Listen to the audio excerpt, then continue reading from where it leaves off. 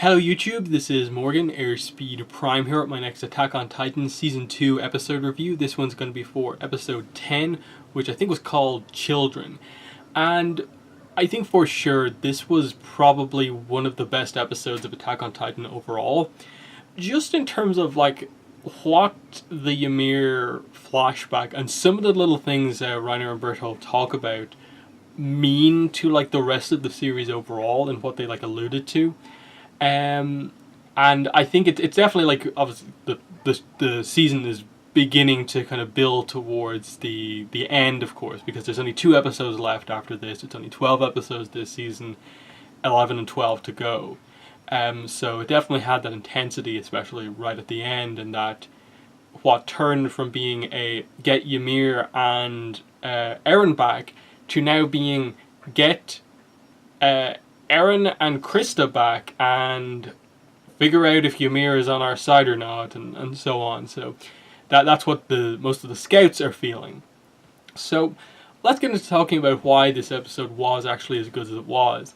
One of them was that they basically alluded quite heavily to how exactly someone becomes a Titan shifter.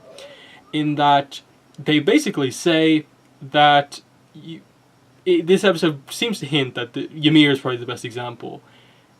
She was basically proven guilty of some sort of a crime by humanity like 60 plus years ago, and basically thrown off the wall after something was done to her. She Titan transforms immediately on the way down, and then regains human form after eating obviously Annie, Reiner, and Bertholdt's comrade. Which basically means that all Titan shifters have at some point eaten someone. Which is interesting in that Reiner and Bertholdt basically say that they feel the same way. And then they also allude to the fact that Eren has actually no idea about this like at all. But just the fact that, oh, Eren has actually eaten someone, and it's just like, wait, who? What happened here? And obviously the implication is that all the people who were thrown off the wall were injected with something, and that's obviously how they were transformed into Titans or something like that. And that's a huge reveal, because that is something so inherent to the series, and then in any way hinting at what actually happened is so interesting. And you know, the amount of Titan shifters that we know, so that's clearly what it's suggesting, that there is this injection that you can give people that transforms them into Titans, and then they run around as basically mindless Titans until they eat someone, at which point in time they become a human again, but are perhaps not aware that they are a Titan shifter until they Titan shift again, and after which point then they can go back and forth between the different modes and so on. So, a bit complicated, but very, very interesting, and I suppose potentially alludes to the grander scale conflict going on in the series at this point in time. It begins to kind of, I think, connect a lot of the whole cult of the walls with the past and what's happening at this point in time as well. In that, clearly, the people inside the walls, right in the middle, are probably to some degree related to the people in the past who basically accused people and found them guilty of crimes way into the past, and basically their punishment was transforming them into Titans. So the reason there are so many Titans out there right now seems to be what they're alluding to, is that it's because of all of these people that were accused of crimes and found guilty of it going forward, which would explain perhaps an overall kind of goal of why they would be so kind of anti-humanity, specifically the people inside the walls, in that it's this kind of overall revenge thing. And you sort of begin to see like, okay, if the Monkey Titan can kind of control the Titans, maybe he has some sort of like, he is like the leader of this or something like that to a degree. And like it all is sort of beginning to come together. There are obviously a lot of questions absolutely in play regards to stuff like, wait, why does humanity in the first place have a serum that can turn people into Titans? Like, why would that even exist in the first place? And why would they use that as a way to kind of punish people it seems like such a dangerous thing to do. Like, okay, we're gonna dispose of you by like throwing you outside the walls, transforming you into a monster that's like extremely powerful, and just letting you go. Like, what's that meant to mean? Um, and then it obviously doesn't answer like every single question, in that like I, I'm assuming they were thrown off the actual walls, which we now know are made of titans. But if they knew how to turn people into titans, then maybe they could control them to actually make the walls, and it's just really, really confusing. But still, like what all that means and stuff like that is definitely some of the most thought-provoking stuff this season. The other thing is that I think it's Reiner Berthold mentions that they want to know if Eren is the coordinate. Now, that's the first mention of that. It's given no explanation whatsoever, but clearly this is the reason why Eren is seen as so important by almost like everyone who notes the power that he seems to have. So that's going to be something that's interesting. I assume that will probably be the reveal in like the last episode or something like that. Maybe the reveal in next episode going into the last episode of like the truth about Eren's Titan shifting and like how he has it and who he ate maybe, and just like why he is so important or not. Because beyond that, the main thing about this episode was obviously what are Reiner and Berthold going to do? They have themselves in a bit of a situation here in that the scouts are coming for them and they're really, really close. If they begin to move, they're going to get taken down by titans, because titans are going to come after them even in their titan forms. And they obviously have the risk of the fact that Eren is kind of lost his mind and is basically attacking them at will. And then the other thing in this episode is obviously that Ymir is so intense about making sure that something be done about Krista, that she wants to see Krista again, and the end result is that she somehow manages to convince them that like we have to get Krista now, that it's either like this or the plan that actually takes place, which is you let me go get Krista and we take her with us so that I'm with her. In that they kind of continue the reveal based off that of the fact that Krista, obviously we know, is Historia, who is, you know, basically part of the actual royal family blood or whatever. And the question I suppose then becomes like, royal family blood, does that mean is that the royal family of the people who are turning people into titans, or what? There's still some confusion about like why exactly Krista is so important. But either way, Reiner and Berthold need her, and the other question is obviously like where are Reiner and Berthold taking them? What was their mission in the first place? Because obviously Reiner and Berthold, like it's so confusing because Ymir is basically established in this episode to be like 70 plus years old technically, not actually looking that age because most of that time was spent as a Titan, which doesn't age you.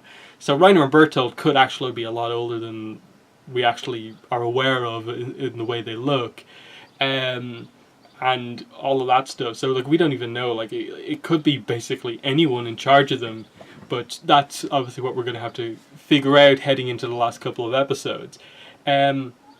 The result, though, of the episode is that Ymir does Titan transform and basically ignores like Connie and Mikasa and everyone that comes to see her until Krista comes in. And it seems to everyone else that Ymir eats Krista, but obviously because of the context that we have, she clearly hasn't done that. And like Reiner and Berthold, she's just like keeping Krista captive in her mouth. And the other thing is obviously that Ymir is doing this for kind of Krista's safety to a degree, because obviously she knows that Krista is so kind-hearted that she would come after her, but she doesn't want her to get hurt by Titans or anything that will happen with like Reiner and Berthold. So she's kind of doing this for the benefit of Krista, even if it doesn't actually on the outside look like that.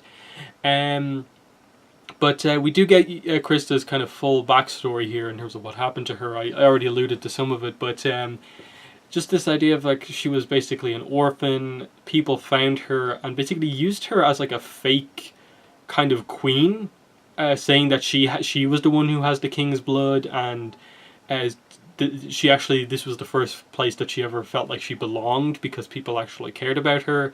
The problem was that she at this point kind of developed this kind of knack, this tendency to lie about everything, and she was lying to herself, and from then on out she decided to kind of really never lie to people ever again because she was turned into a Titan. She eventually woke up and killed, I think his name is Marcel or something like that, and that's what turned her back into a human. And it was a really nice, I suppose, emotional moment that was kind of actually really well shot, of just Ymir waking up after having been a Titan for like so many years, and just feeling, I suppose, free for the first time in so long, and basically deciding that I'm not going to live my life by lies anymore, and I'm just going to kind of be me for myself.